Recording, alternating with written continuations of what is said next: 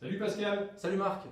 tu viens régulièrement à la rencontre des agents sur les régions engagées dans le processus d'ouverture à la concurrence.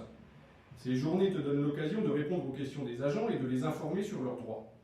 Les filiales avec lesquelles la SNCF souhaite répondre aux appels d'offres sont un sujet qui inquiète beaucoup les agents. La création de ces filiales est-elle vraiment obligatoire, comme le dit la direction de la SNCF? Alors, clairement non. Par contre, ce qu'on peut dire, c'est que la SNCF se sert des régions, un peu comme d'un alibi, pour dire que ce sont les autorités organisatrices qui imposent la création de filiales. Ce qu'on constate, c'est que sur certains appels d'offres, je prends l'exemple de Pays de Loire, la région n'a pas demandé une réponse avec une filiale. La SNCF aurait pu répondre si elle le souhaitait avec TER, mais elle a fait le choix de répondre avec une filiale.